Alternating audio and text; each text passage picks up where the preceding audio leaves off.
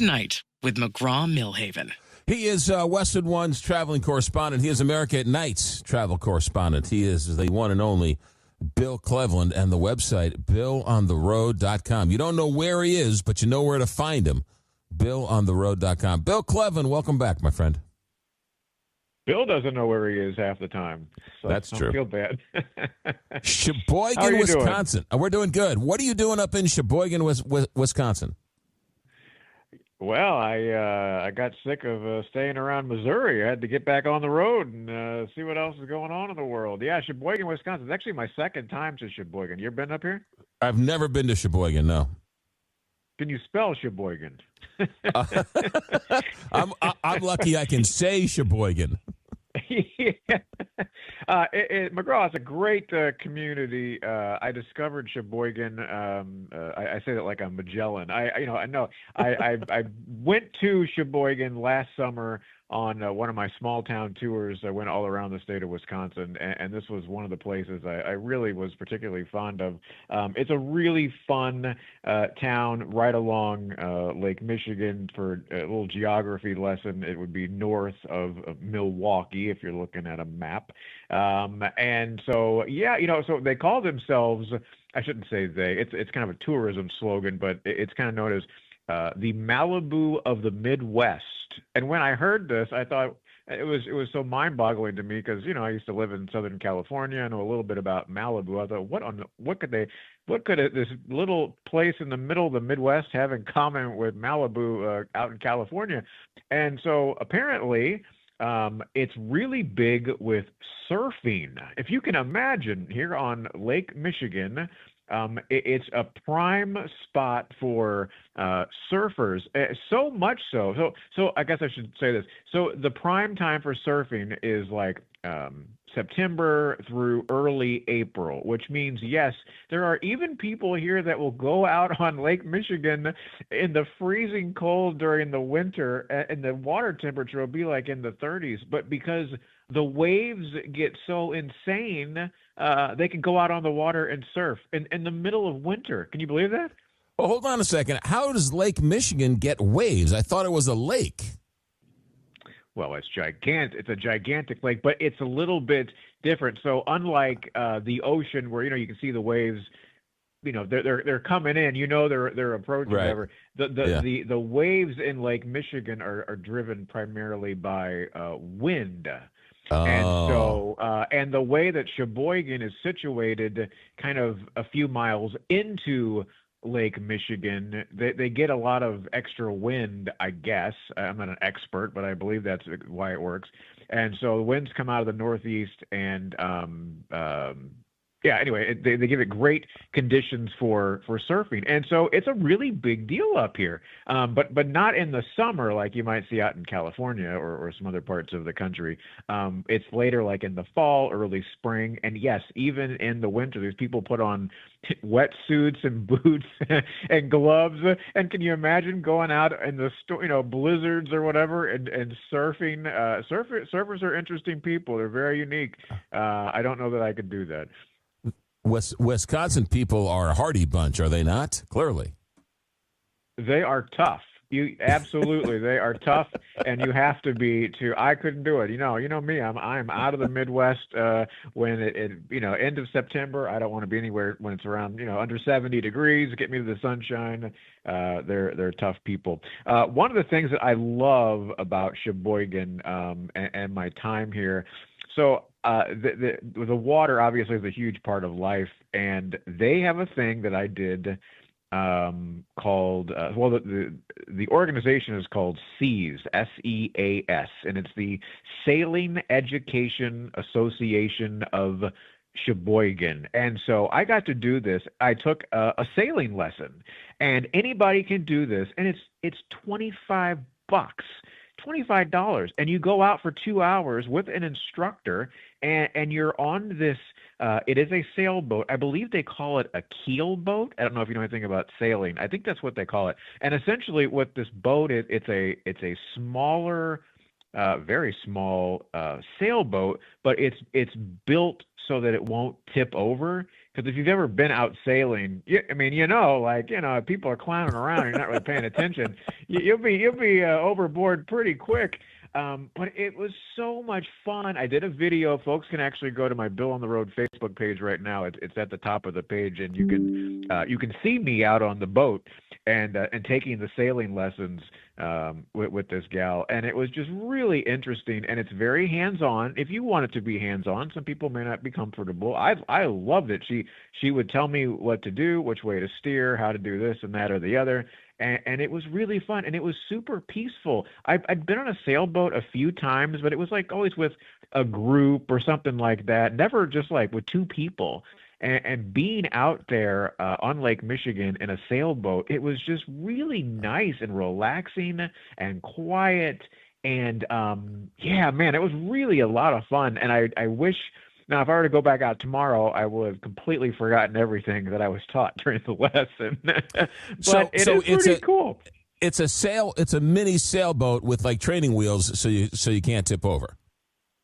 Well, I wouldn't say they're training wheels, but it's the way the boat, I guess, is built, so it won't tip over. And I'll be honest with you, there were a couple of times that the wind did kick up, and I'm like, holy cow, I'm going to be the guy that tips over the untippable sailboat. This is how I will go down in history. The one guy that tipped over the sailboat. Yeah, it's just built a certain way that it's meant for lessons and it's meant for training. But I mean, honest to God, $25. Like, what a deal. Yeah. And so, yeah, if you come to Sheboygan, like, do that. Like, it was super fun and just a really, really cool experience. Yeah, I bet. How far did you go out? Oh my! I'm not really good with the mileage. I'm not saying like 10 nautical miles, but I mean, did you get pretty far out? We were pretty far out. We got away from the that inner part of the little harbor there where they got everybody docked in, and we were out for quite a ways past the lighthouses and whatever. No, man, it was really, really cool. Can't recommend that one enough. Water is like such a huge part. Water is such a huge part of the the culture up here. The beaches. I think a lot of people forget.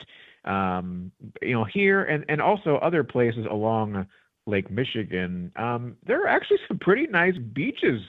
People always think Florida, or you think Southern California or whatever for beaches, but and it's not exactly the same as being, in the South or whatever, or in California, but it's really nice. Like, they have some really great beaches here in Sheboygan and up along the coast of Lake Michigan. So, if you're looking for an alternative and you don't want to go all the way down to Florida or out to California, you can still enjoy some beach time in the Midwest. Sheboygan, Wisconsin, just, as you mentioned, on the coastline of Lake Michigan. It's also the home of Kohler, is it not? There's a lot of Kohler stuff out there. Didn't they invent it there? Yeah, it's interesting. So I don't know if they like promoting they like promoting Kohler, but Sheboygan helped create the modern toilet industry. Oh, I guess that's something to be proud of. I don't know, right? I would think that's a pretty big deal. Yeah, tell me about that story. I think it's interesting. Yeah. Kohler was founded in 1873. Originally, I guess back in the day, they made plows and agriculture equipment, but in 1880, they sold this. I guess they call it a hog trough, and it was used as a bathtub. That was like the first product that they had out, and as they say, the rest is history. Now, of course, they make like luxury bathroom fixtures, and I haven't made it over there, but I guess you can tour. They have like a museum or something that you can tour, and I guess learn a little bit more about their history and see some art and different things that they have in some of the buildings and facilities over there. But yeah, how about that? So you can thank Sheboygan for some of your modern day toiletries. Well, toilets now, they come with like Wi-Fi, which I don't quite figure out why you need Wi-Fi on your toilet. But if you need Wi-Fi, it's available for you. You can plug into your toilet. This is a little sidetrack here. My great grandmother, Hertha Cleveland, God rest her soul, She lived to be 100 years old, and I remember as a kid, for whatever reason, we asked her, "Grandma, can you tell us what the greatest invention was of your entire life?" Now think about this. She died. Maybe it's been 20 years now. So from 20 years back, 100 years she lived. All the Right. things she would have seen in her lifetime. Think about it. Tons of stuff. The number one invention that she said, the best invention of all time, toilet paper. Now, isn't that crazy? The airplane, the this, I mean, all these things, indoor electricity, toilet paper, the number one invention of all time. How about that? That says it says quite a bit, doesn't it? I thought she was gonna say the toilet, but comparable toilet paper. Yeah, no, that's good yeah, stuff. a little bit. So I want to get to your video series, but Wisconsin. Two things. I want to go see Whistling Straits, which I believe is just north of Sheboygan. That's that gorgeous, beautiful golf course up there. They had I think they had the Ryder Cup up there one of these days. That's gorgeous. And then Camp Randall, the home of the Wisconsin Badgers, the football stadium. They do something there for home games, and I think it's at the end of the third quarter. The whole stadium stands up. And they play that song, Jump Around. You know that song, Jump Around?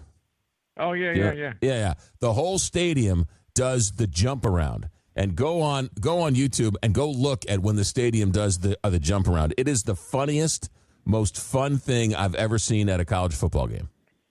Wow. Well, I hope they had good contractors to build the stands if everyone's jumping around every week. Good God. They're all jumping up around, and they're all doing the jump around. It is hilarious. Holy smokes! Yeah, no, I haven't done that.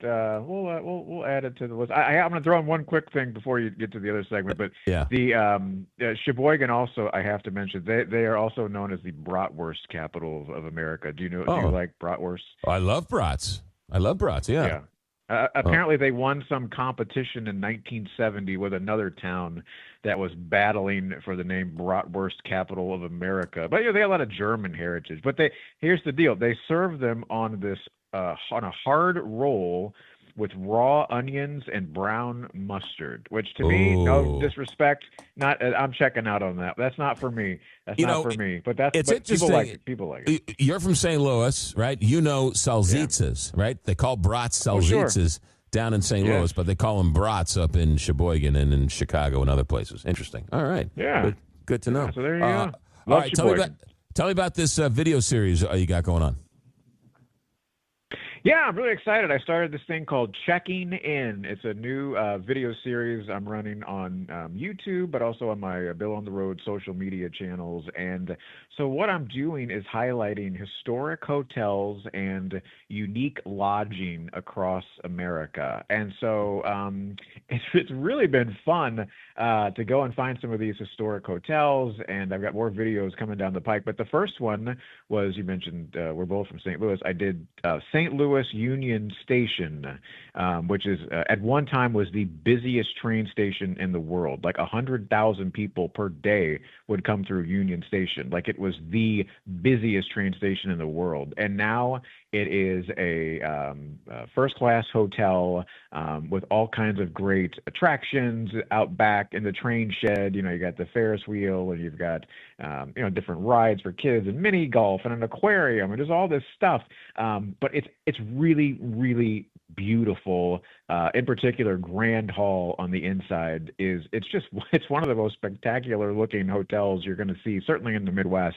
And so if you watch the video series, they're real fun. They're real short. They're like 4 minutes long. You get a cool tour of the property, and you learn a bunch of fun facts in a short amount of time. So did you watch it? Were you able to see it? No, I haven't watched it, but What a fan, ladies and gentlemen. Well, I tried to. 5 hours ago. It was sold out, so I couldn't get it. I kept on trying to refresh, but it said it was the band. So many people were watching it. I didn't have a chance. But Union Station, as you mentioned, it is historic. It is beautiful, and they renovated it, and the Grand Hall is as good as like the Grand Hall in Grand Central Station in New York. The architecture, the design. All of it's beautiful. It's also very famous. You mentioned, right, where all the soldiers went through during World War II and everything else. It's also the site of that famous photo, I think that won a Pulitzer, where Harry Truman was getting off the train the day after he won re-election, and somebody handed him the newspaper that said, Dewey beats Truman, and he holds up the sign, and he holds up the newspaper. That picture that won the Pulitzer was taken at St. Louis's Union Station. You know, McGraw, had you watched my segment, you would have seen that I covered the Dewey versus Truman. I got the picture of the paper. I got a picture of old Truman on the back of the train. But yes, you are absolutely correct. That is one of the historic things that happened there. And they filmed a movie there too. I can't remember the name of the movie. But, all right. Yeah. They also have a fudge factory there too, but that's a whole other issue. No, they don't. No, they don't. I don't want to steal all your thunder from the. That's a great series. That's a cool little because there's a whole lot of hidden hotels and a lot of great historic hotels that need to be talked about. All right, Bill is in Sheboygan. And he's got a video series. He's talking Sheboygan tonight. So BillOnTheRoad.com. Bill, safe travels. Enjoy your brats. Enjoy your seafair. Cheese curds. Are you land lover? Yeah, cheese curds. Yeah, cheese curds. And do a little. Keep your shirt on when you're surfing, so you don't get any sunburn.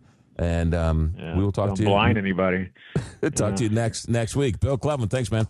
Good stuff. Okay, see you later. Bye. You got it. Bill Cleveland in Sheboygan, traveling correspondent, checks in. You got, who knew, brats and golf, surfing and sailing, all in Sheboygan, right there in on the coast of Lake Michigan in beautiful downtown Sheboygan. America at Night, back in a moment. Coming to you from the heart of the nation, this is America at Night with McGraw-Milhaven.